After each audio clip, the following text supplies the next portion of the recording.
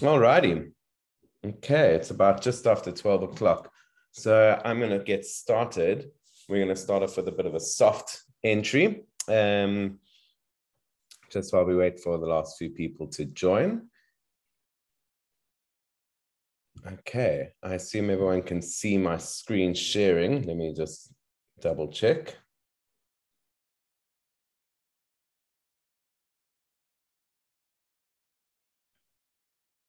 Okay. So good morning, everyone. My name is Eitan Stern. I'm the director of Legalese, and what we are, if you haven't heard of Legalese, we are what we call a creative legal agency. And so my background is I'm a commercial lawyer.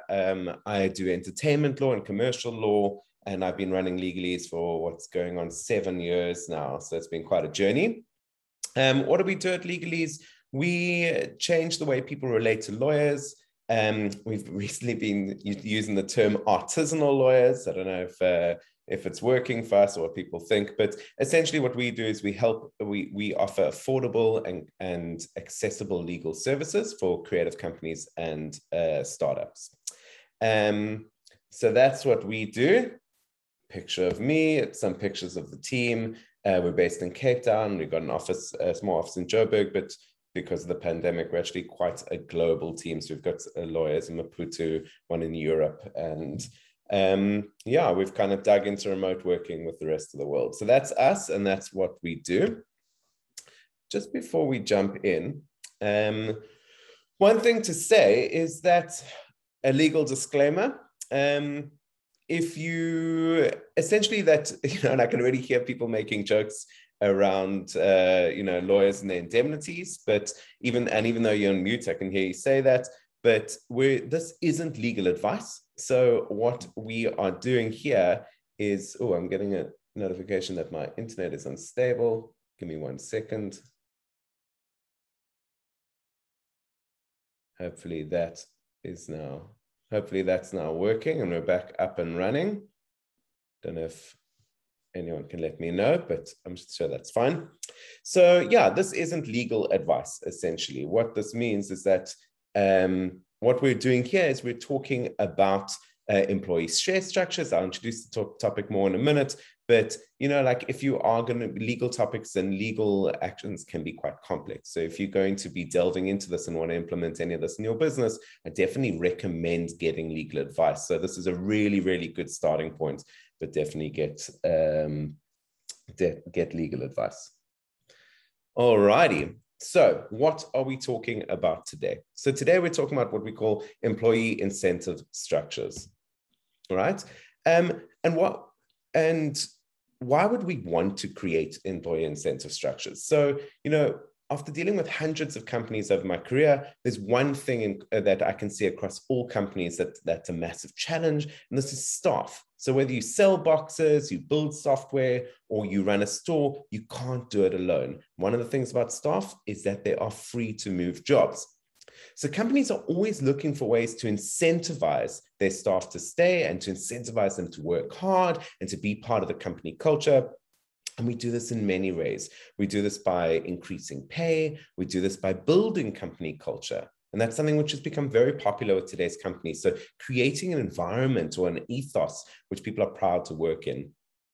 And another way which companies do this is what we're going to be talking about today, which is employee share structures or incentive structures. And these are used to boost team morale, they're used to increase turnover, or they're just used to make your staff feel part of the business and part of what you're doing.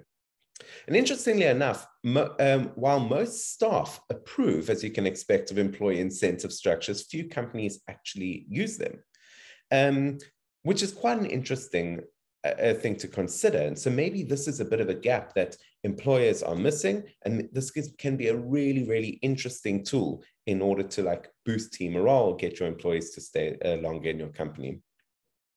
So just to cover one thing before we delve too deep into it, what I'm not going to be talking today is whether these employee incentive structures actually work. So that's really complex, and that depends on the company. It depends on how you implement them, your culture, your revenue, etc. And I'm not qualified or able to kind of look into your company right now and know whether they're going to work. But what I want to talk about is if you decide that this is what you want to do for your company and you want to create additional incentives for your staff, I want to look through the legal aspects of how you're actually going to implement this. Okay. And so what are some of the options that you can use to bring this about?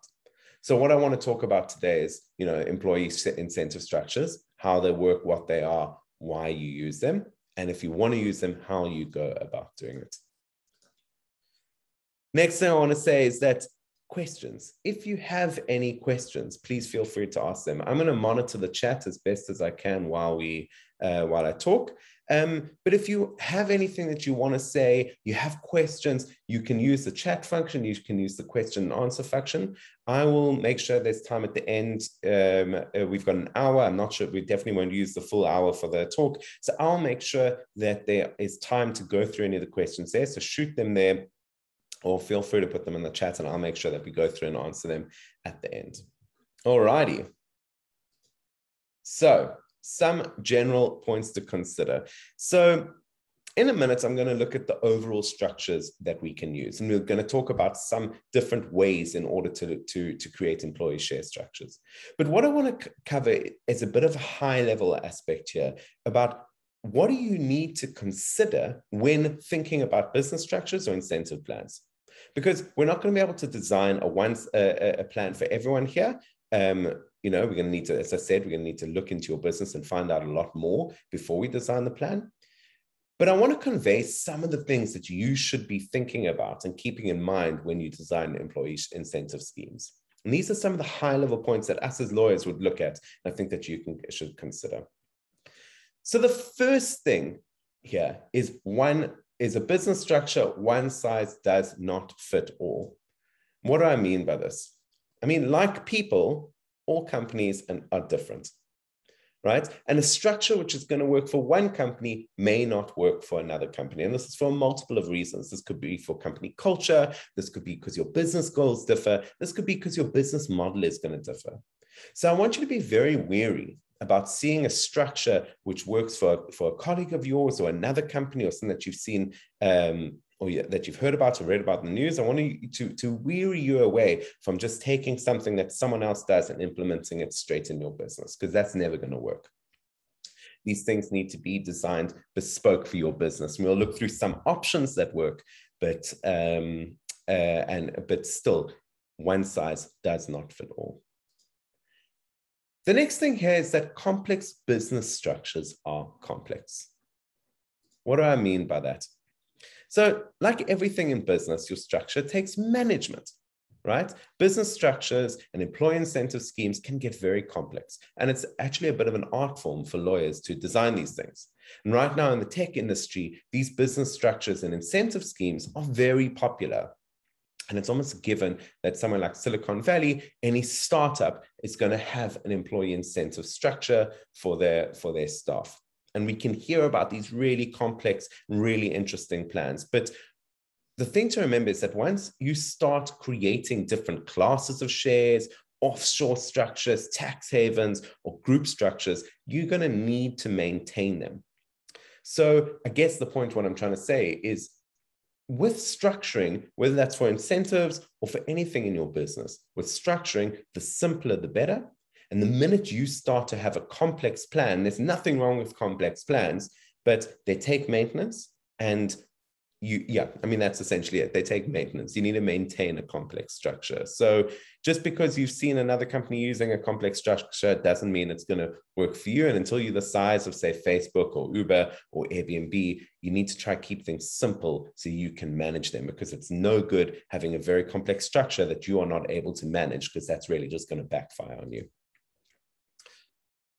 The next point I want to give here is that equity is given in exchange for risk. What do I mean by this? So this is a very rough rule in commercial law, okay?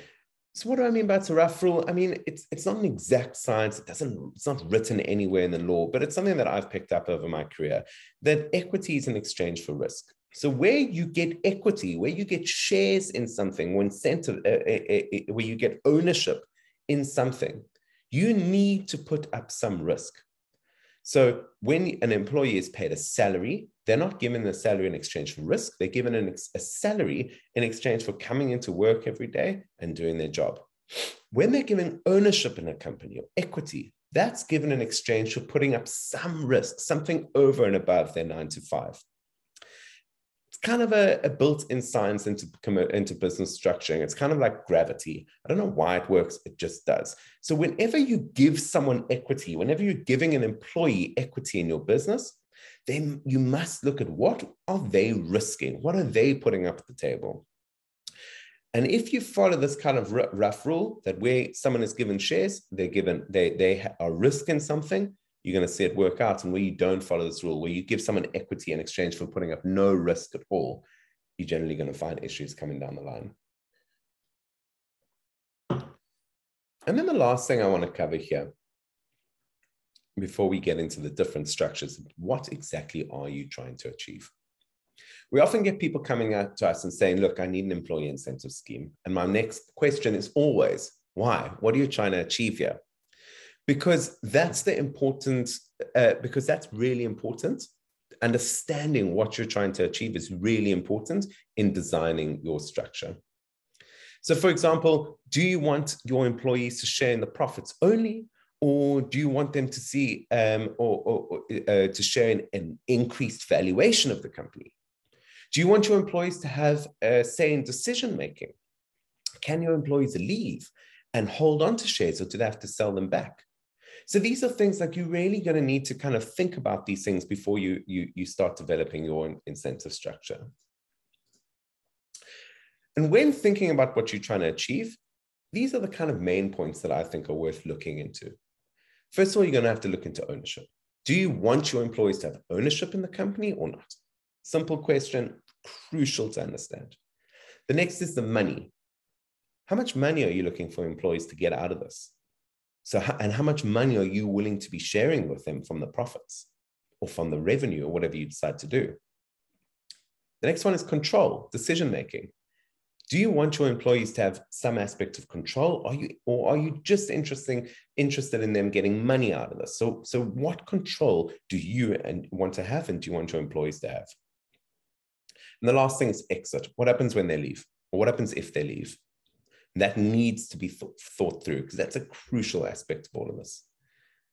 So if you're sitting there at home and you're starting to think about unleashing an employee incentive scheme, these are your kind of main points to think about. And these are the points that are going to tail the whole way through the discussion today, and so you can kind of start to land up on your structure, which works.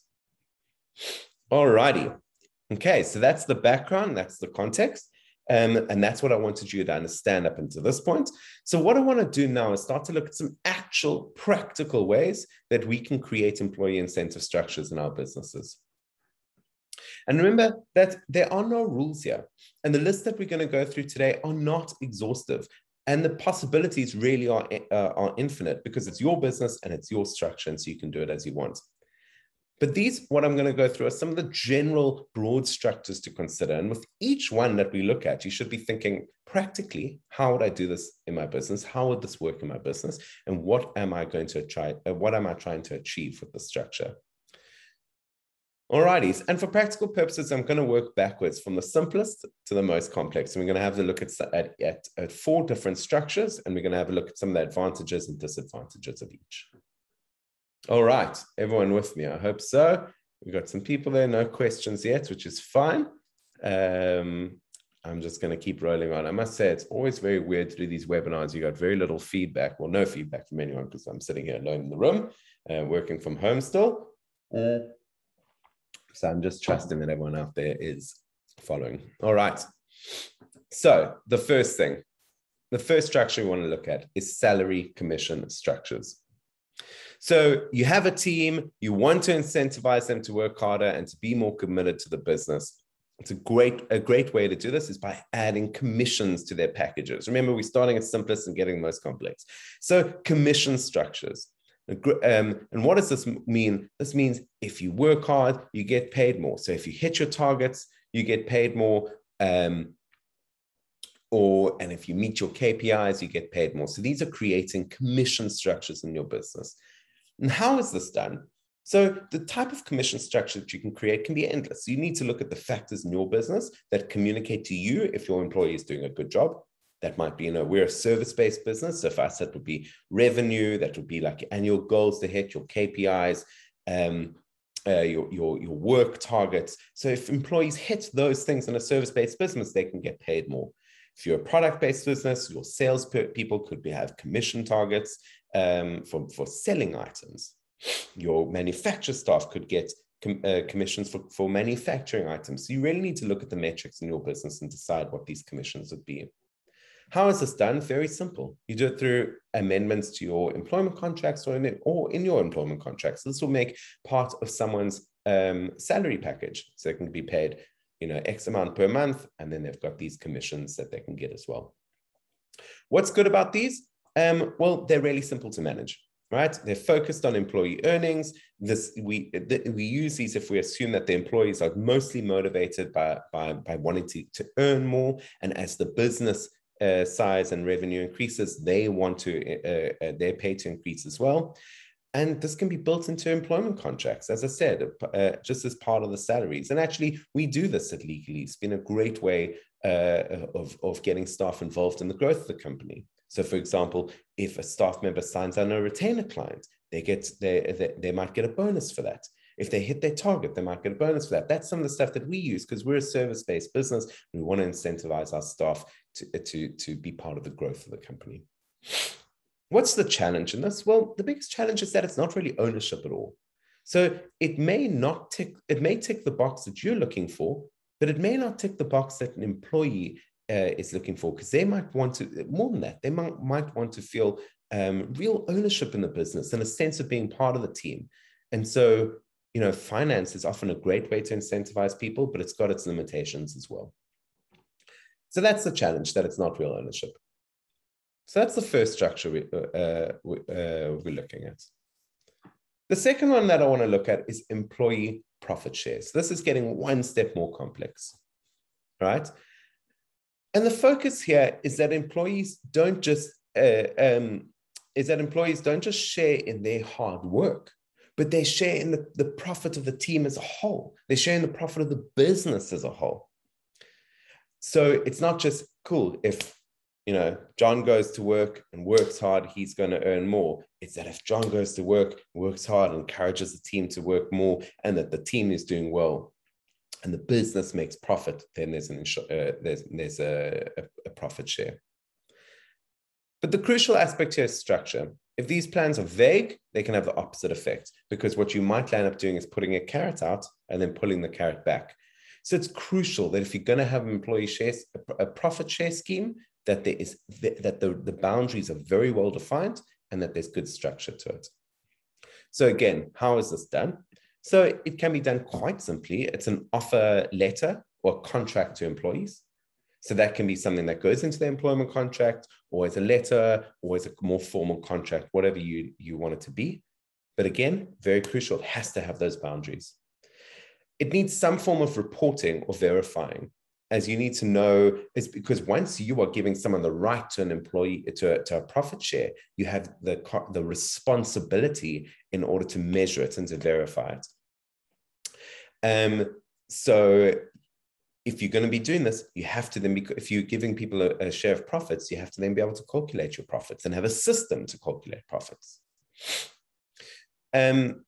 Yeah, and as I said, and the last one there is it needs guidelines on calculations and allocations. Staff need to understand when they're getting paid it, how they're getting paid it, and what it kind of means to them on a monthly or annual basis. So the good thing about these is that they're very simple to implement. They are really simple agreements. They, as I said, they go as part of a letter. There's no actual share transaction which happens. They're very focused on earnings only, which is great. And the company, so employees are incentivized by how well the team does, and the company retains control, because you are saying, cool, we're going to give you a certain percentage of the profits we make. If there's no profits made, you don't need to be paying out.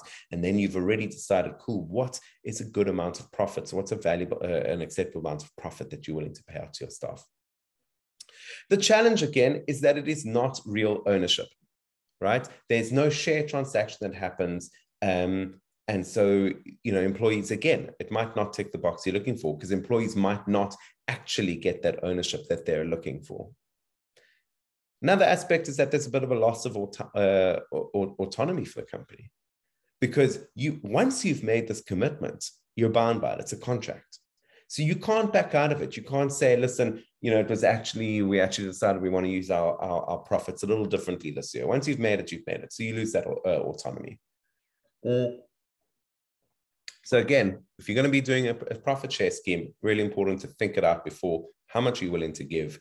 How are you going to calculate it, and who's allowed to be involved? All right. There's one. Let's have a quick look at this thing in the chat.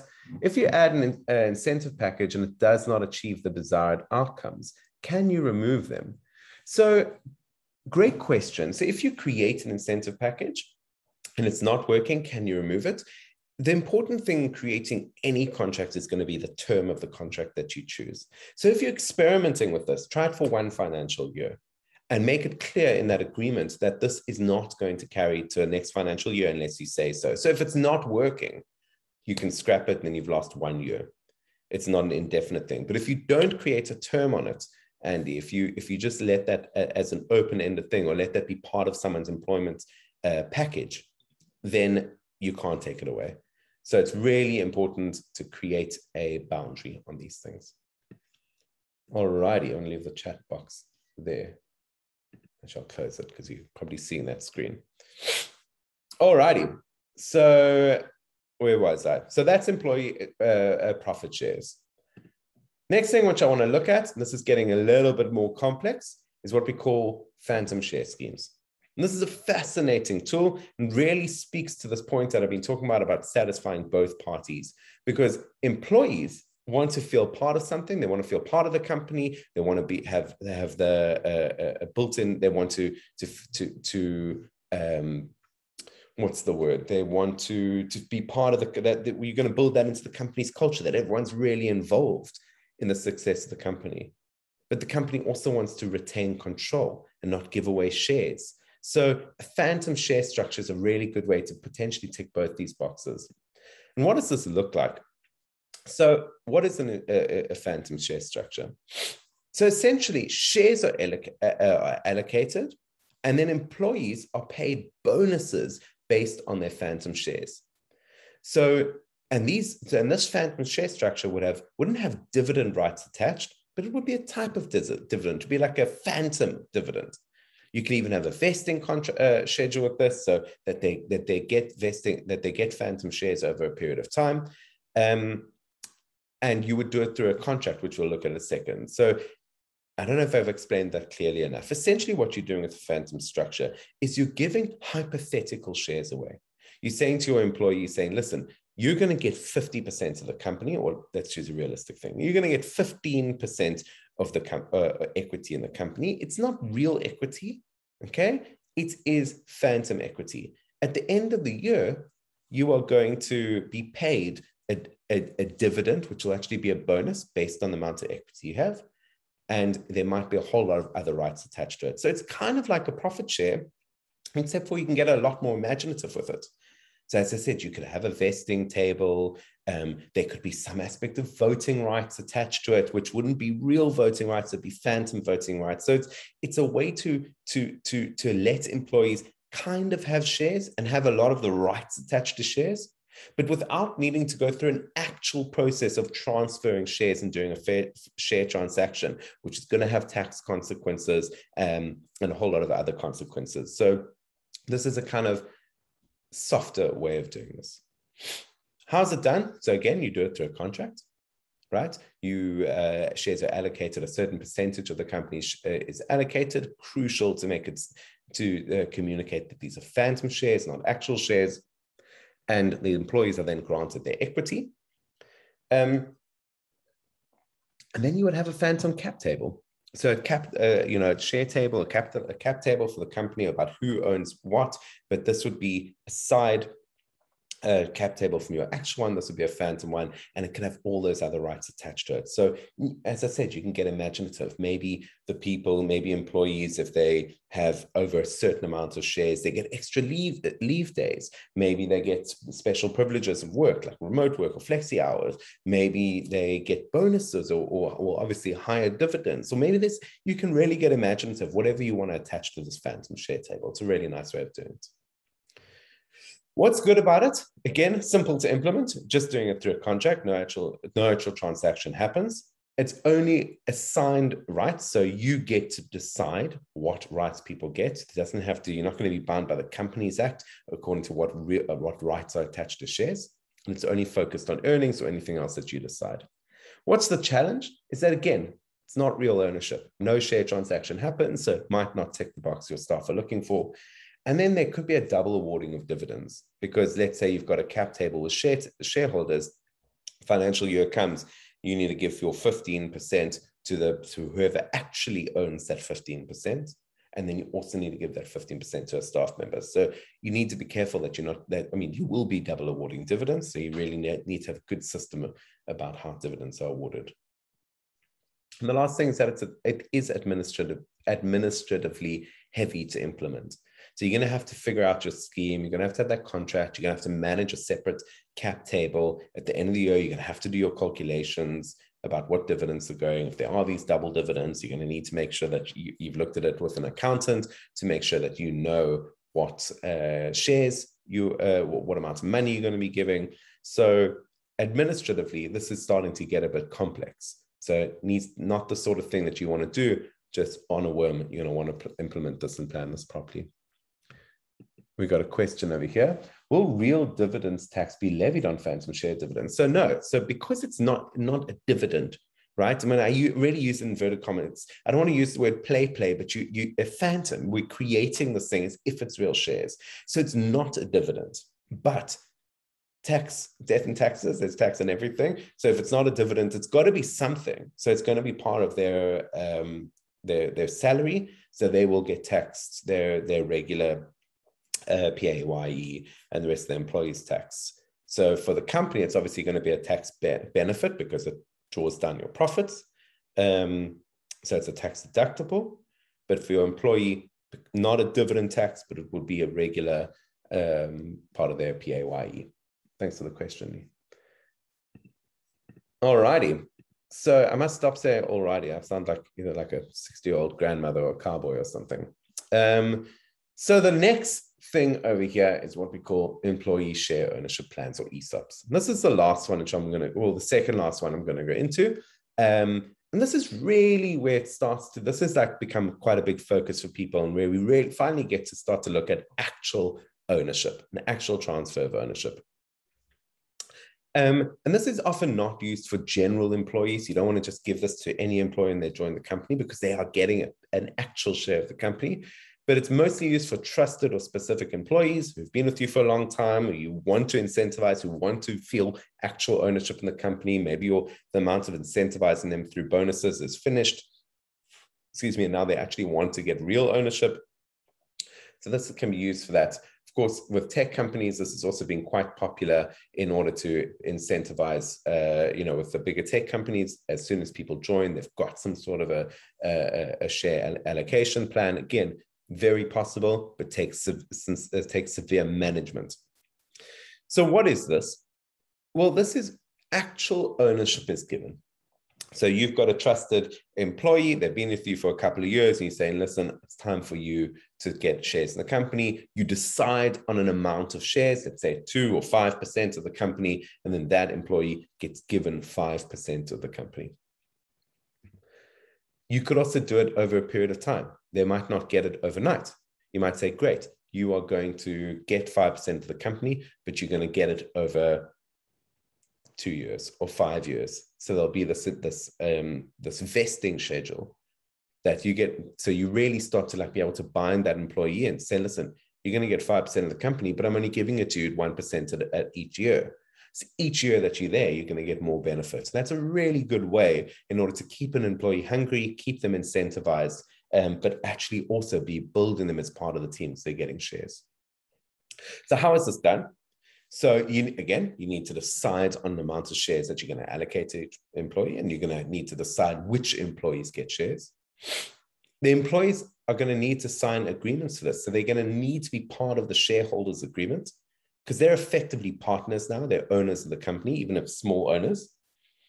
And they might need to, and they'll probably need to share to sign some sort of employee equity agreement. So which governs, well, how is this rollout going to happen? What are the conditions on the shares, which we're going to look at in a second, and all the other aspects specific to their plan. So if there's a vesting schedule, etc. So this really is contract heavy, not contract heavy, but there needs to be contracts in place for this. Employee and an ESOP agreement and a shareholders agreement at the minimum. And this is, and again, yeah, so you're limited to a specific share to the company. And what I mean by this is that the one way that you can do this is you could say to your employees, cool, I've got 3 employees, I'm going to give each one of them 5%, 5, 10, 15. Now you've given away 15% of your company. The other way that you could do this would be to create an employee share scheme pool. What do I mean by this? So you say, great, I want to let some of my employees start to get shares in the company, but I only want this to be a maximum of a certain percentage of the company. Let's say 10%. So you cut 10% from the company and you create that as a pool. Now you've got your 3 employees. Each one of them gets an equal allocation. So they get 3.5%, 3.5%, 3.5% of that 10%. So they're all just getting shares, not from the greater company, but from this employee pool. What happens next year if another employee gets to join? Great, this employee gets to join. They don't get a further 5% outside of that pool. What they get is you start cutting up the shares within that pool smaller and smaller. So the more employees that you're owning, that you're giving shares to, are still only getting it from this pool, and they're diluting each other more and more. That obviously thinks, oh, that's your next question might be, well, that's not fair to the employees. How come they're diluting each other? So that is important to do, because if you just keep giving them more and more shares in the company, at some point you're going to run out of shares in the company, or you're going to drop down to an amount of shares that's too low for you. But it's effectively, with each new employee that joins the pool, while the other employees, while their shares are diluted, essentially the company would be more valuable. So while their shares are diluted, they get more value from the shares, because each employee that joins, we're going to assume that the company is growing, you're getting more high-level staff involved, and you're incentivizing more people to be part of your vision and drive your vision forward. So effectively, while you limit the amount of shares, you increase the valuation of shares. It's the same rationale why you would have given an employee shares, an ESOP to your staff in the first place. You're limiting the amount of shares that you have, but you're increasing the value of the company because you have all these employees incentivized. What's good about these plans? Well, it's actual ownership. So it's a real incentive. Theoretically, employees should need to buy into this plan, because you can't give shares for nothing. So they're going to need to buy into this. So you should potentially receive some value back. And there's ways that you can structure that buy-in. If they don't have the cash, you can structure it so that the company gives them the shares and they repay the value when they leave or when they sell the shares. So there's ways to structure that. But essentially, the company, or you as the owner, should receive some value in exchange for the shares that you're giving up. And of course, then there's tax benefits for the company and for the employees. So, as was pointed out earlier, once it's real dividends, there might be some benefits in the tax. And of course, for the company, because now there's, there might be some tax benefits as well for the company. So this can be a really good way to create real ownership of the company and get employees as part of the team. But what's the challenge? Well, for one, there's an actual share transaction which is taking place. And with actual share transactions, that's a bit more complex, right? You need to update your cap table. You might need to update an MOI. You're going to need share certificates. They're going to need to be part of the shareholders agreement. The other thing is that there's voting rights attached. Shares always have voting rights attached. You might want to create 2 different share structures. So employees have B scheme shares, and you have the founder shareholders have A class shares. Again, You can do it, but it gets more complex. And as we said, the more complex it gets, the more admin it takes to administer. But you certainly could do that. But getting back to the point, once someone has shares, they have the rights that are attached to those shares. And you can't differ the rights. You can't say, well, listen, your employee's got the same type of shares you as the owner, but they've got different rights attached. It doesn't work like that. If they've got shares, they've got voting power. Now, they might have a smaller voting power than you, but it's definitely something that you need to monitor and watch, because you need to make sure that you, at all points, have the control that you need to have in order to run the company the way that you want it to be run. The next issue is that on the exit, when the employees leave, because they have actual ownership in the shares, they can leave with the shares. So you can give someone shares in the company, they stay for their period of time, or they leave early and they only get a percentage of those shares. But then what happens in 2-3 years' time if they want to leave? Now they have left the company and are shareholders. You're going to be needing to give them a dividend every year. So that's something to consider. So what you might need to do with that is, when you are creating one of these structures, one of these ESOPs, you're going to need to put rules as part of that. But what happens when they leave? Do they have to sell the shares back? And if so, how are you going to value the shares when they sell them back? Again, very, very possible. It starts to get a bit more complex. But that's certainly something, if you're creating an ESOP, you need to know what happens when they leave. And the last thing here, the last issue, is that there could be issues of buying in, because again, we can't give shares for zero value. If they're getting value in shares, they have to give value in return. And then we start to deal with, well, how are they paying for those shares? What are the tax consequences? Again, not a massive problem, but something that does have to be considered. All right. Let's see if there's any questions. Nothing for now. So the last thing I want to consider here is what we call hybrid structures, right? What is a hybrid structure? So a hybrid structure, I'll actually stay on this page.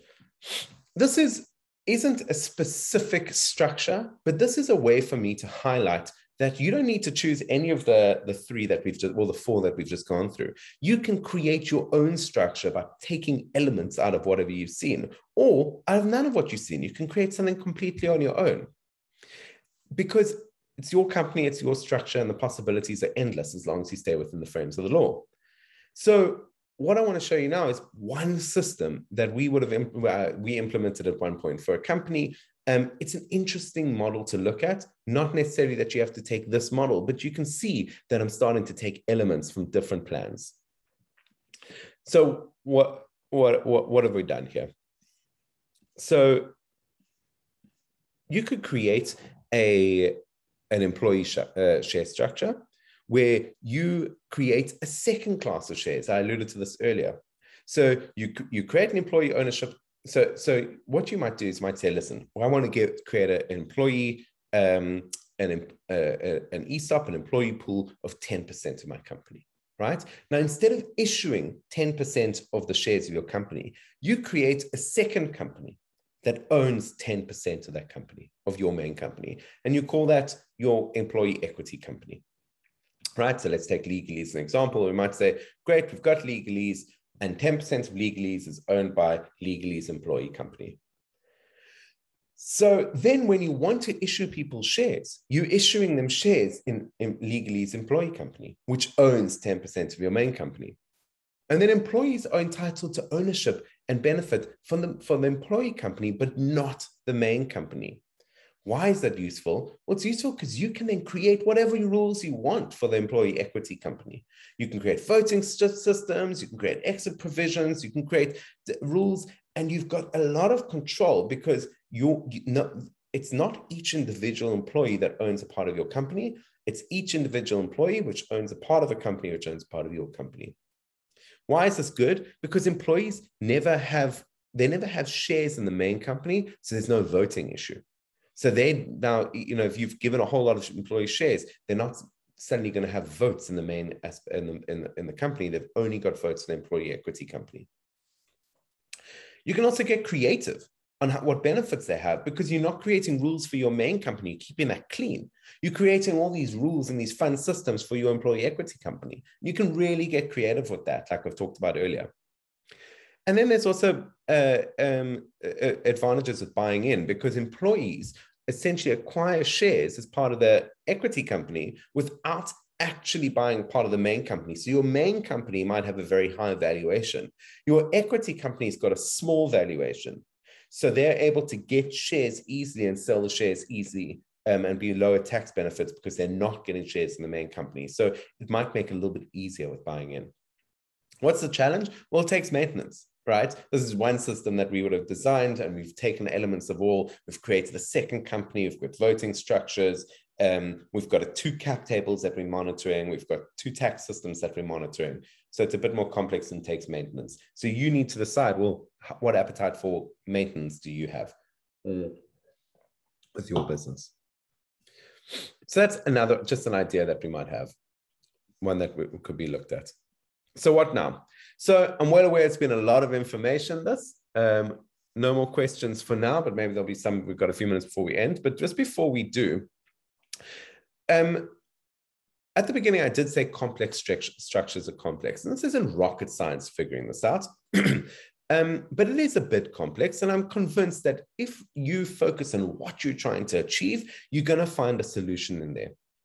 So before we finish, what I want to leave you with is some actionable steps. So if you finish looking at this, you said, wow, there's a whole lot of crazy structures that we looked at, but I don't know where to start. If you want to create an employee benefit scheme, or one of these structures of one type or another, then there's certain questions that need to be answered. So I definitely recommend you go to a lawyer or go to an accountant. Small sales pitch, we definitely do these things, but whether you've got another lawyer or come to us, I definitely recommend you go to someone to set one of these up. But before you do, there's some questions that you need to answer and that you need to have considered. Talk to your partners about, talk to your staff about, and go with these things prepped to make sure that you're going in equipped with what you need to know. And the first one is, what is the company's main intention? What are you trying to achieve by doing this? Are you trying to encourage employees to stay? Are you trying to get your employees to be paid more? Like, what is your main intention here? Secondly, what are your employees' main intentions? What do they want out of this? Do they want money? Do they want the ability to tell their family at Christmas that they own part of a company? Do they want just to feel part of it? What is their main intention? What are you trying to tick for them? Excuse me. The next thing you need to consider is, do you want real ownership? Do you want them to own a part of the company, or do you want them just to have another type of incentive like what we've talked about? Next will be, what happens to the shares when they exit? This, I cannot stress this enough. If you're going to be giving people shares in a company, or you're going to be giving them any rights, what happens if they leave the company? Do they keep them? Does it carry on? Do they lose them? Do they have to sell them? You need to consider what happens if the employee leaves. What if you give them shares and they leave the next day? What's going to happen to those? So what happens if they leave? The next thing you need to think about is, do you want your employees to have voting rights? Do you want them to be able to vote and have a say in the voting of the company and the way the company's run? And if you do, what level of a say do you want them to have? Do you want them to be at the boardroom table with you and your partners, or do you want to have a side conversation of them having a different type of involvement? But it's really important. Shares means voting. So what voting rights do you want them to have? And then lastly, which I've said many times, what capacity for maintenance do you have for a complex structure? So do you have an accountant on board? Do you have an ops manager? Do you run a business which is capable of monitoring something like this? Because it's going to need to be monitored. Again, not rocket science, but if you're going to, this really can backfire. Great thing about an incentive scheme is because it can incentivize employees. A bad thing about it is if you blunder this and you create muddy water, no clarity, this can really backfire and hurt your culture. So that's about it. Company structure is not the sexiest thing to be working on, but as you grow your company, as it scales, you want to create things like ownership structures and benefit schemes, because that might be a tool that you can use to help your business grow. And my biggest takeaway for this is that while these are standard methods, there are no set rules. You can design your structure to suit your business, but be honest about what's going to suit your business. And remember that when you're creating rights, which is significant, you must make sure you've done your homework to see what is going to happen down the line to make sure nothing's going to come back to bite you. So that's about it. We've got 1 or 2 questions, which I'm going to look at. Kiara, does legalese help doing company valuations, the impact of COVID-19? Will the impact of COVID-19 affect valuations? So we don't do valuations. That's often something which accountants do. Valuations is a science, and you can do a simple valuation, which for a small business, we could definitely help you with figuring out a simple valuation method. But for bigger businesses with more complex with longer track records or more complex businesses, then you're going to want to go to accountants, and valuations can get very expensive. So you really need to understand, and that's another thing. If you're going to be giving shares, you're going to need to be valuing your business. So you're going to need to decide, cool, are you going to be paying an accountant each time to value the business? Or are you going to find a valuation method that you could implement? So great question. I mean, valuations are crucial to all of this. You could chat to us. We might refer you on to someone else, or if it's simple, we could do it. Well, the impact of COVID affect valuations. Yeah, I mean, certainly, COVID's affected everything. For some companies, a lot more. I mean, a company like Zoom that we're speaking on now has, grown many multiples in their valuation because of COVID. So, SaaS businesses have done very well during COVID, whereas obviously, entertainment businesses would have been hampered. So it depends on the type of business. Bianca, will you be sharing your recording? I joined late. Yes. Yeah, we will be sharing the recording. It will be on our YouTube at some point. We got one or two more questions over here. Let's see, questions and answers. Okay. These are just the questions from earlier. If there are any other questions, I'm ready and able to answer them now. If not, what is the time? It is 10:02. Thank you very much for joining. I really appreciate everyone coming on. It's been we've been doing these webinars. We set out to do it at the end of last year, and we've done it every month. We've done one every month except for one, I believe. We'll keep doing them, keep thinking of interesting topics. But if anyone's got a topic they want us to do a webinar on, please do let us know. We're very, very keen to give information to our community and to other businesses to help you guys grow legally and safely. So that's about it. I will hang around here for another minute or two if there are any other questions. Otherwise, thanks for joining us. Have a great weekend. And if you've got any questions, you can always drop us a line. We're happy to answer.